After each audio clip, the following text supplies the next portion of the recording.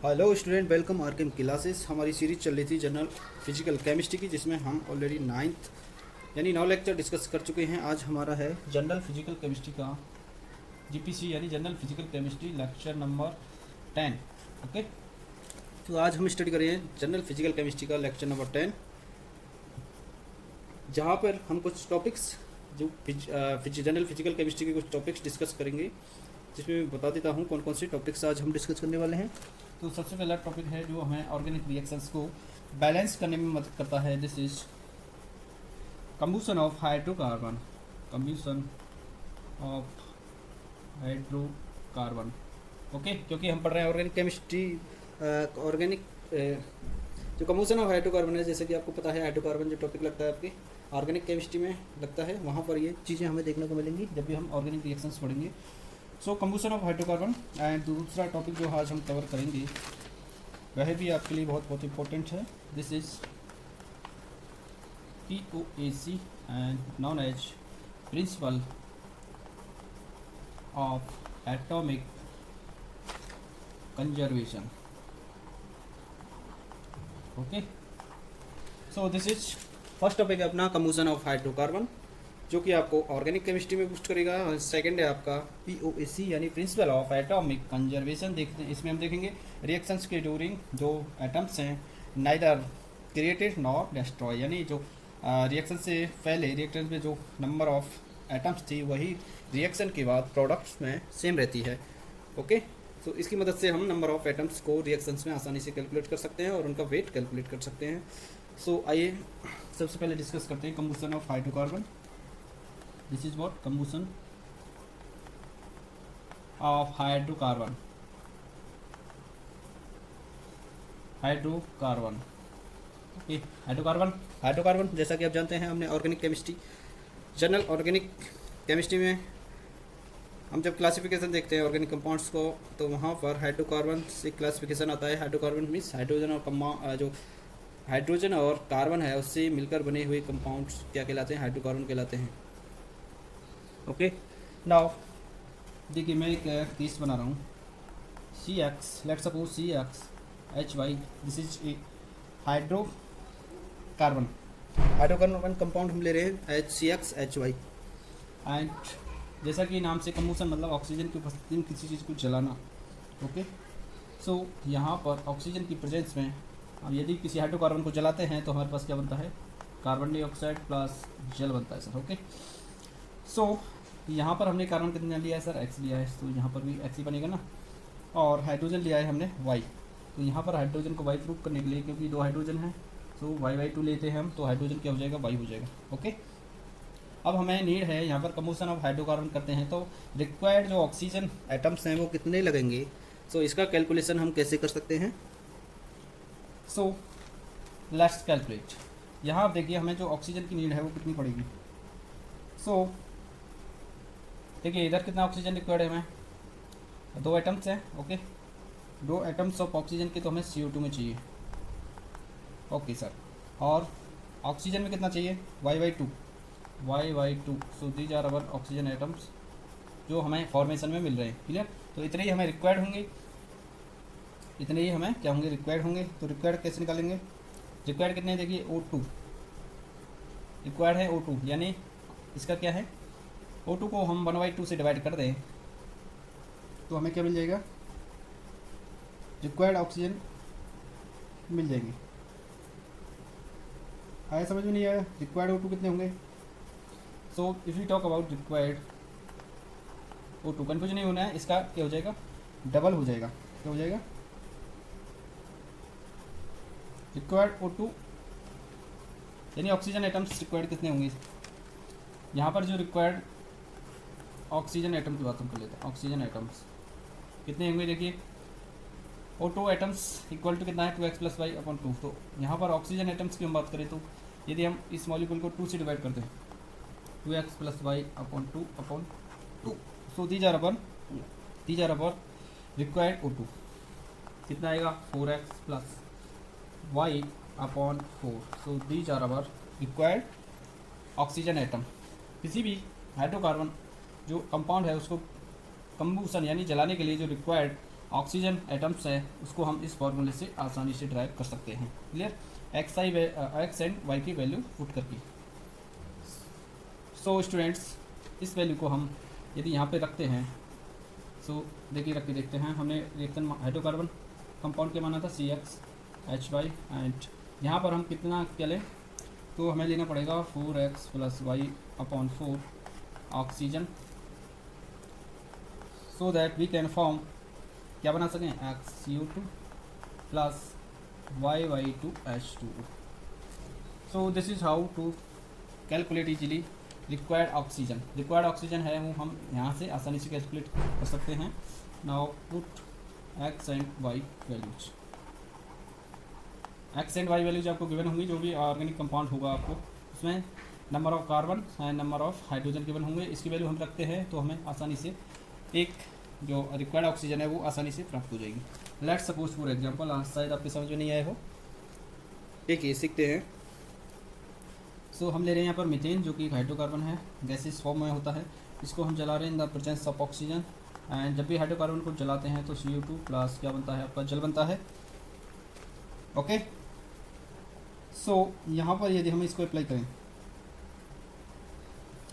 तो देखिए जहाँ पर इसको हम अप्लाई करते हैं तो रिक्वायर्ड ऑक्सीजन कितनी होगी, क्या इसको एक बार बैलेंस कर लें हम।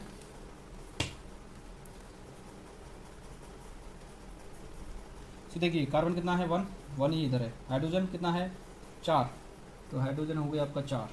ओके, अब ऑक्सीजन को हमें देखना है, या तो आप डायरेक्ट भी बैलेंस कर सकते हैं, 2 और 2 4 चाहिए सर, तो यहाँ पर हम लगा दें 2, यानी ऑक्सीजन आइटम्स कितने बन रहे हैं, 2 और 2 4, यानी 2 2 कर दें तो हमारा काम बन जाएगा।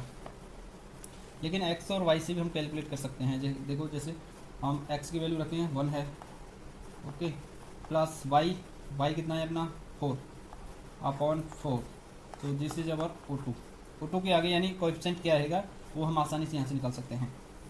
क्लियर? यदि हमें कोई कंबूशन रिएक्शन गिवन है फॉर ऑर्गेनिक कंपाउंड यानी हाइड्रोकार्बन के लिए, तो हम रिक्वायर्ड ऑक्सीजन निकाल सकते हैं कितने मोल हमें रिक्वायर्ड होगी।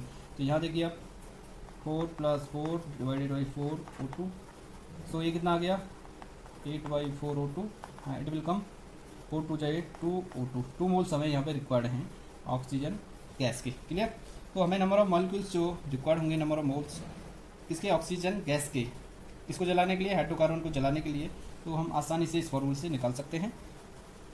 और डायरेक्ट आप दूसरा मेथड है, आप डायरेक्ट भी आप निकाल सकते हैं रिएक्शन को बैलेंस करके। Let's suppose and another example, this is ethane का। यदि हम एथेन का कंबूशन करते हैं, ethene the presence of oxygen, it will give, क्योंकि ये भी एक हाइड्रोकार्बन है, इट विल गिव, ये कैल्किन है ethene, okay, CO2 and water. हमें देखिए यहाँ कार्बन कितना है 2, तो यहाँ पर 2 कार्बन हमें करना पड़ेगा। हाइड्रोजन 4 है, तो 2H2, ये हाइड्रोजन हो गया 4। ऑक्सीजन की काउंटिंग करनी है हमें। ऑक्सीजन कितना लगेगा भाई साहब, ऑक्सीजन देखिए 2 दूनी 4 और 2 6 ऑक्सीजन, तो यहाँ पर हम 3 पुट कर देते हैं, तो हमारी जो एक्स रिएक्शन है वो बैलेंस हो जाएगी। ओके, ऐसे ही एक और एग्जांपल हम लें, तो यहाँ पर रिक्वायर्ड जो ऑक्सीजन है वो कितनी है, 3 मोल्स या 3 मॉलिक्यूल्स। ओके, ऐसे ही देखिए ऑक्सीडेशन ऑफ ग्लूकोज, तो कहीं ना कहीं जो हम ऑर्गेनिक केमिस्ट्री पढ़ेंगे वहाँ पर हाइड्रोकार्बन्स आएंगे। ओके, वहाँ पर हम देखेंगे हाइड्रोकार्बन्स का कम्बूशन यानी चलना, वहाँ पर हम जो रिक्वायर्ड ऑक्सीजन है वो आसानी से यहाँ से निकाल सकेंगे। तो देखिए ऑक्सीडेशन ऑफ ग्लूकोज, आप जैसा कि जानते हैं हम भोजन खाते हैं, वो फाइनली किस में टूटता है, ग्लूकोज मॉलिक्यूल्स में टूट जाता है, ब्रेकडाउन हो जाता है। उसके बाद इसके ऑक्सीडेशन के लिए हमारे लंग्स के थ्रू ब्लड से टिश्यू में, और डाइजेशन के थ्रू टिश्यू में ग्लूकोज पहुंच जाता है, या और टिश्यू तक ऑक्सीजन पहुंच जाती है। तो हमारी सेल्स में क्या होता है, ग्लूकोज का ब्रेकडाउन होगा, ऑक्सीडेशन होगा, C6, इसको भी कम्बूशन ऑफ ऑक्सीडेशन ऑफ ग्लूकोज बोलते हैं। C6H12O6 अपना ग्लूकोज मॉलिक्यूल होता है, इसका ऑक्सीजन की प्रेजेंस में ऑक्सीडेशन होता है यानी कम्बूशन होता है, और ये क्या बनाएगा, CO2 प्लस जल ही बनाता है। क्लियर? CO2 प्लस जल में टूट जाता है। यहाँ आप देखिए कार्बन कितना है 6, तो 6 कार्बन हमने लिया, हाइड्रोजन है 12, तो 6H2 12 हाइड्रोजन हो गया। तो ऑक्सीजन कितनी रिक्वायर्ड, देखिए 6 2 जा 12 एंड 6 18 हो गया ना, कितना हो गया, 18 हो गया क्या, नहीं, 6 दूनी 12 और 6 दूनी 12 और 6 कितना हो गया सर, 18 हो गया, और 6 ऑलरेडी गिवन है, इसको भी कंसीडर करना पड़ेगा, तो ये आपका लेना पड़ेगा 6O2. Okay, so this is how to balance a organic reaction. Okay, तो जब भी हम कंबशन करते हैं हाइड्रोकार्बन का तो जो रिक्वायर्ड ऑक्सीजन है वो आसानी से हम निकाल सकते हैं. फार्मूला भी बताया और डायरेक्ट भी आप केमिकल रिएक्शन को बैलेंस करके निकाल सकते हैं. ओके, यहाँ पर हम मैं कुछ ज़रूरी बातें बता देता हूँ. यहाँ पर हम 2 केस डिस्कस करते हैं. जैसे ऑक्सीडेशन की बात हुई है यहाँ. सो जब भी कोई डेप्थ में यानी डेप्थ में कोई वर्कर काम कर रहा होता है, सो लेट्स सपोज इट, ये क्या है, कुआं है. ओके, तो इसमें जब गहराई में कोई वर्कर काम कर रहा होता है तो उसकी क्या है, डेथ हो जाती है ज़्यादा नीचे गहराई में काम करने पर. इसका रीज़न क्या होता है. और यहाँ पर बात करें तो जो CO2 क्या होती है, हैवी होती है rather than oxygen. Rather than weight की बात करें तो ऑक्सीजन से हैवी होती है. तो यहाँ हम डिस्कस कर रहे हैं यदि ऑक्सीजन की लिमिट में हम किसको, हाइड्रोकार्बन्स को जलाते हैं तो वहाँ पर CO2 ना बन करके इसकी जगह क्या बनती है, कार्बन मोनोऑक्साइड बनती है. ओके, जब ये एक्सेस में है तब तो हाइड्रोकार्बन से क्या बनती है, कार्बन डाइऑक्साइड. देखिए यहाँ पर देखिए एक्सेस में तो क्या बनेगी, कार्बन डाइऑक्साइड. यदि हम हाइड्रोकार्बन्स को किसकी प्रेजेंस में जलाएं, यदि हम इसको लिमिट ले लेते हैं लिमिटेड, तो ये क्या बनने लग जाता है, कार्बन मोनोऑक्साइड बनने लग जाती है. सबसे पहले हम डिस्कस कर लेते हैं जब हम गहराई में काम कर रहे होते हैं तो किसकी वजह से मौत होती है. ये CO2 की वजह से नहीं होती है, ये होती है आपकी एब्सेंस ऑफ ऑक्सीजन की वजह से होती है. क्योंकि देखिए आप गहराई में काम करेंगे तो CO2 ज़्यादा होगी नीचे और ऑक्सीजन रह जाती है ऊपर. ओके, ऑक्सीजन आपको मिलेगी नहीं तो आपको क्या है, दम घुटने लगेगा. क्योंकि CO2 नॉन पॉइजनस होती है, इसको हम सांस में ज़बरदस्ती नहीं ले सकते क्योंकि अपने अंदर क्या है, CO2 बन रही है, वहाँ पर प्रेशर ज़्यादा है, ऑक्सीजन नहीं मिलेगी तो वहाँ पर व्यक्ति की मृत्यु हो जाती है. दूसरा केस है जब हाइड्रोकार्बन्स को C2H4 ले लिया, जैसे हमने ऑक्सीजन की लिमिट में हम बर्न करते हैं तो क्या बनती है, CO2 न बन के कार्बन मोनोऑक्साइड बनती है. ओके, और कार्बन जो मोनोऑक्साइड बनती है, जैसे बंद कमरे में अंगीठी या कुछ भी जलाते हैं ईंधन क्या होता है, हाइड्रोकार्बन होता है. ओके, सो जब पहले तो क्या एक्सेस होती है ऑक्सीजन की, और धीरे धीरे ऑक्सीजन की क्या हो जाती है, लिमिट हो जाती है और जो ईंधन है वो चलते चलते क्या करने क्रिएट लग जाता है, CO2 की जगह ये क्रिएट करने लग जाता है कार्बन मोनोऑक्साइड. और ऑक्सीजन की ऑलरेडी क्या है, यहाँ लिमिट हो गई. कार्बन मोनोऑक्साइड की टेंडेंसी होती है, यह है हमारे हीमोग्लोबिन से HB जो ऑक्सीजन की जो बॉन्डिंग होती है उससे स्ट्रॉन्ग बॉन्डिंग होती है HbCO की. ओके, CO यानी कार्बन मोनोऑक्साइड की जो बॉन्डिंग होती है वो बहुत हैवी होती है बॉन्डिंग की बात करें तो. Okay, it is heavier than oxygen की जो बॉन्डिंग होती है, इसलिए कार्बन मोनोऑक्साइड अपने ब्लड के साथ जुड़ जाती है और ये क्या होती है, पॉइजनस, जिससे क्या है, व्यक्ति की डेथ हो जाती है. क्लियर. तो यहाँ पर हमने सीखा कार्बन जो हाइड्रोकार्बन्स होते हैं यदि उनका कंबूशन करते हैं तो रिक्वायर्ड ऑक्सीजन, और 2 केसेस हमने डिस्कस किए, यदि ऑक्सीजन लिमिट में है या एक्सेस में है तो उससे क्या क्या प्रोडक्ट्स बनते हैं. Now let's come to the next, जहाँ हम सीखेंगे principle of atomic conservation, POEC. Next topic है अपना principle of atomic conservation. Principle of atomic conservation. Okay, so इसमें क्या होता है, देखिए प्रिंसिपल ऑफ एटॉमिक कंजर्वेशन कहता है कि रिएक्शन से पहले और रिएक्शन के बाद जो नंबर ऑफ एटम्स हैं वो क्या रहते हैं, उनकी संख्या बराबर होती है. यानी एटम्स नाइदर बी क्रिएटेड और nor destroyed during the reaction. So let's suppose an example, this is H2 react with chlorine and gives HCl. तो यहाँ आप देखिए दो हाइड्रोजन इधर, 2 क्लोरीन इधर, 2 क्लोरीन इधर. क्लियर. यानी रिएक्शन से पहले नंबर ऑफ एटम्स और रिएक्शन के बाद नंबर ऑफ जो एटम्स हैं वो उनकी जो संख्या है वो क्या रहती है, बराबर रहती है, इक्वल रहती है. लेट सपोज, अब देखिए let suppose CX and HY ये एक ऑर्गेनिक कंपाउंड है.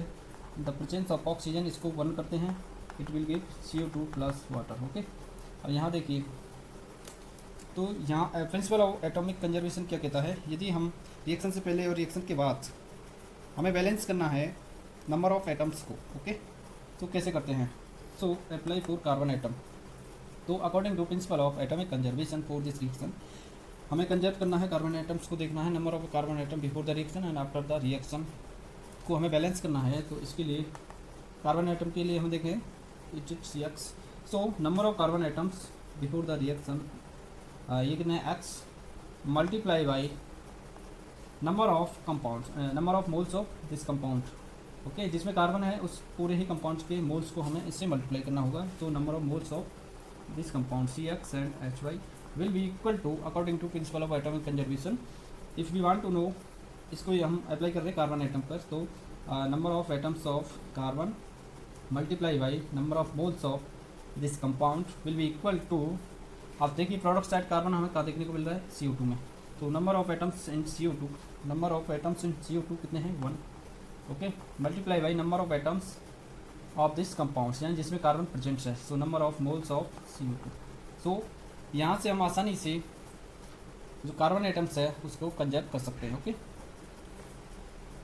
ऐसे ही हाइड्रोजन एटम्स की हम बात कर लेते हैं। हाइड्रोजन एटम्स के लिए यदि हम प्रिंसिपल ऑफ एटॉमिक कंजर्वेशन लागू करें, सो number of atoms of hydrogen before the reaction कितने हैं y multiply by number of moles of compound in this in which hydrogen atom is present, this is CXHY will be equal to number of hydrogen atoms in the product side, these are 2, and number of moles of compound in which hydrogen present, this is NH2। यदि हम इसको equal कर लेते हैं तो reaction में हमें जो भी गिवन है उसके आधार पर हम नंबर ऑफ क्या निकाल सकते हैं, एक तो नंबर ऑफ एटम्स निकाल सकते हैं हाइड्रोजन, दूसरा नंबर ऑफ मोल्स भी हम आसानी से निकाल सकते हैं। क्लियर, इसे आगे एग्जाम्पल से समझेंगे। ऐसे ऑक्सीजन के लिए देख लीजिए आप, ऑक्सीजन एटम पर, हाँ, यदि हम प्रिंसिपल ऑफ एटॉमिक कंजर्वेशन लगाते हैं तो number of atom of oxygen कितना है, देखिए number of atom of oxygen है 2, and number of mole in this in which this oxygen atom present, this is NO2 will be equal to number of atoms जिनमें oxygen present है। Okay, तो these are 2 atoms present है oxygen के इस compound में। Okay, and number of mole this compound, and plus सारी oxygen लेनी पड़ेगी ना, इसमें देखिए नंबर ऑफ एटम्स ऑक्सीजन के कितने present 1 into number of mole of compound in which oxygen present. So ये टोटल एटम्स आ गए। Okay, after the reaction and these are the total atoms before the reaction. This is how to calculate, okay, how to apply principle of atomic conservation. आ रहा है के लिए। अब देखिए सीखे क्या है हमें इससे, ये क्या काम आएगा उसकी बात कर लेते हैं। लेट्स से फॉर एग्जांपल हमें गिवन है एल्यूमिनियम से क्या बन रहा है, एल्यूमिनियम, डायरेक्ट बात हम कर रहे हैं। ओके, एल्यूमिनियम से एल्यूमिनियम बन रहा है। ओके, डायरेक्ट बात कर रहे हैं, यहाँ पर ऑक्सीजन की रिएक्शन हम नहीं दिखा रहे हैं। So if we are given 27 gram of aluminium and what will be the weight of alumina, कितना बनेगा। ओके, तो सबसे पहले हम लगाएंगे यहाँ principle of atomic conservation. Okay, so सबसे पहले हम कन्वर्ट कर लेते हैं 27 ग्राम को नंबर ऑफ मोल्स में। नंबर ऑफ मोल्स कितने होंगे, वेट अपॉन मॉलिकुलर वेट कितना होता है। ओके, तो इसका एटॉमिक वेट होगा, वही एलिमेंट के लिए सिंगल है ना, तो मॉलिकुलर वेट क्या होगा, विल बी एटॉमिक वेट, जिससे 27 और नंबर ऑफ मोल्स कितने होंगे 1 मोल आपका यहाँ पर आ जाएगा। Okay, so apply the principle of atomic conservation. तो before the reaction number of atom aluminium 1 and number of moles कितने हैं एल्यूमिनियम के 1। Okay, after the reaction number of atom of aluminium कितने हैं 2 and number of moles of Al2O3, number of moles of Al2O3। Okay, so हमने apply कर दिया है atomic conservation rule of atomic conservation. So इसकी सहायता से हम किसका एल्यूमिनियम से जब ऑक्सीजन रिएक्शन करेगी तो एल्यूमिना कितना बनेगा इसको हम जानना चाहते हैं, उसका वेट क्या होगा। सो वी नो दैट यहाँ से आप नंबर ऑफ मोल्स निकाल लेंगे और उसको किस में कन्वर्ट कर सकते हैं, हम आसानी से वेट में कन्वर्ट कर सकते हैं। तो देखिए number of moles of alumina यानी Al2O3 कितना आ जाएगा, देखिए आप, ये आ जाएगा आपका 1/2 मोल यानी हाफ मोल आ जाएगा। ओके, और यदि हमें 27 ग्राम एल्यूमिनियम गिवन है बिफोर द रिएक्शन और बाद में Al2 एल्यूमिना बन रहा है आपका Al2O3 विद, जब ये रिएक्शन करता है ऑक्सीजन के साथ, तो देखिए रिएक्शन में एल्यूमिना कितना बनेगा, उसका वेट कितना होगा। तो हमने जान लिया मोल्स कितना आ गया, Al2O3 बन रहा है आपका हाफ मोल, और इस हाफ मोल को यदि मोल इसके लिए क्या होता है, वेट अपन मॉलिकुलर वेट निकालना चाहते हैं, इसके मॉलिकुलर वेट से क्या कर देंगे, मल्टीप्लाई कर देंगे, दैट इज 102 होता है। And now we have weight of Al2O3 कितना आया, और ये आ जाएगा आपका 51 ग्राम। ओके, तो this is how to calculate weight by the help of principle of atomic conservation. Clear, तो यहाँ पर आपको इसका एप्लीकेशन देखने को मिल रहा है। एक और बेहतरीन एग्जांपल हम लेते हैं।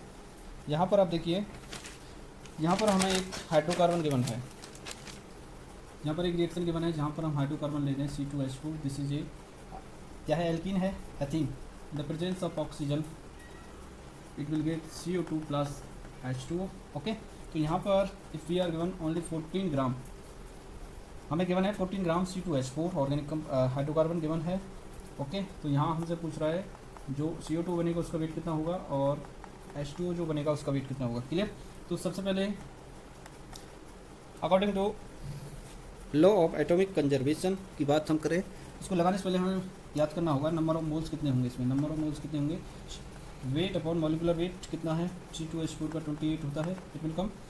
तो इसके हमें पता लग गया, हाफ मोल पार्टिसिपेट कर रहे हैं, ये रिएक्ट करेंगे ऑक्सीजन के साथ और प्रोड्यूस करेंगे CO2 और H2। ये कितना होगा, नंबर ऑफ मोल्स और वेट भी हम निकालेंगे कितना कितना बनेगा। यदि 40 grams of C2H4 react with oxygen, okay, then how will it produce amount of CO2 and H2O।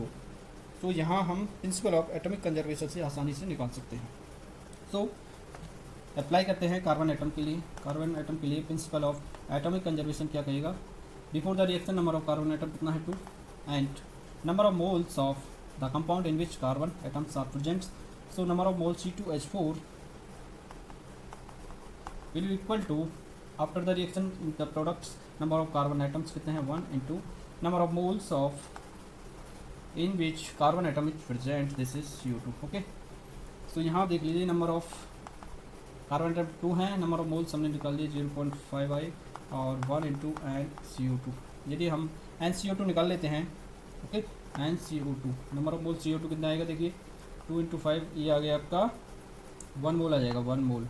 और 1 मोल से हम मॉलिकुलर वेट को मल्टीप्लाई कर देते हैं तो हमारे पास वेट आ जाता है, वेट 44 ग्राम। ओके, तो हमें रिएक्शन में if we take 40 grams of C2H4 in the presence of if I 1 in the presence of oxygen it will get CO2 how much 44 gram.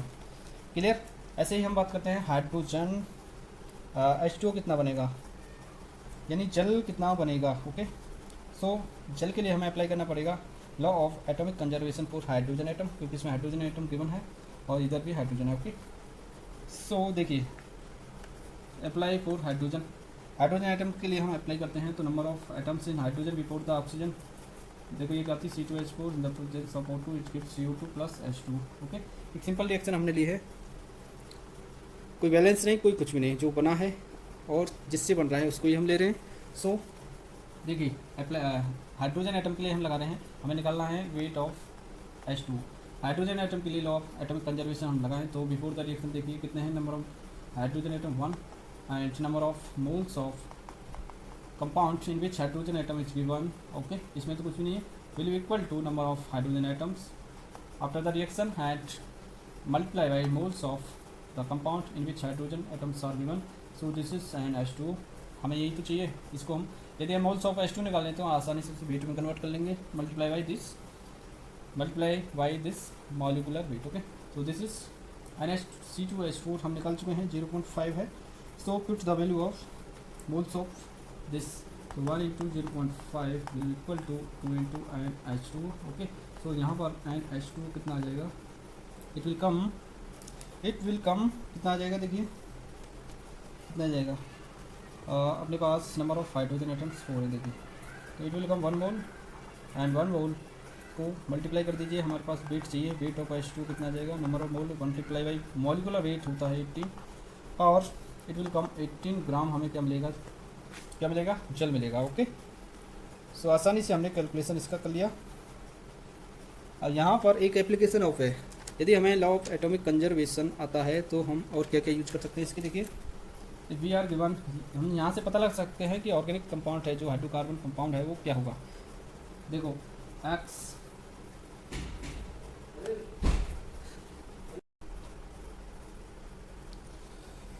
so this is a reaction where we identify our organic compound in the given reaction by the help of principle of atomic conservation। okay, so हमें यहाँ एक reaction given है, this is CXXY, this is our hydrocarbon compounds given 20 ml in the reaction and it form after the reaction CO2 and H2। CO2 is 40 mole and this is H2 also 40 moles। okay, तो यहाँ पर जो अपना organic compounds है 20 मोल given है, जो कि टूट जाता है 40 and 40 moles of CO2 and H2O। तो यहाँ पर हमें आइडेंटिफाई यानी कैलकुलेट करना है what will be our organic compounds in this reaction CX and HY। So students, let's apply for carbon atoms our principle of atomic conservation. So we get that the number of carbon atoms in the compound which are X and multiply by the number of moles of the compound in which carbon atom are present. So this is number of moles of this compounds, and it will equal to number of carbon atoms in CO2 and number of moles of CO2 in which carbon atoms, our carbon atoms are present. Okay, now put the values of number of moles and number of atoms, and now we get the value of X, it comes 2, and now we derive the value of Y by the help of principle of atomic conservation. And now we apply, we need to calculate number of, what will be the value of Y. So we apply principle of atomic conservation for H atoms. It will be number of hydrogen atoms multiply number of moles of the compound in which hydrogen atom is present. Okay, it will be equal to the right hand side of the reaction which hydrogen atoms are present. So our hydrogen atoms are 2 multiplied by number of moles in which hydrogen atoms are present, the compounds number of moles of compound, these are 40 mole. Okay, so on calculating we get the value of Y, and now put it into the hydrocarbon compound. So CX and HY. Now X is, we got X value 2 and Y value is 4. So put these values, we have our hydrocarbon compound like C2H4. So our hydrocarbon compound is what? C2H4. This is a alkene. This is an alkene. Okay, so this is how to apply principle of atomic conservation to calculate, to identify in a given reaction our hydrocarbon compound, I mean organic compound, what would be it. Okay, so इस तरह से हम atomic conservation rule को follow करके आसानी से पता लगा सकते हैं कि हमारा जो रिएक्शन में जो पासफेट जो कंपाउंड कर रहा है वो क्या होगा. Okay, so thank you very much.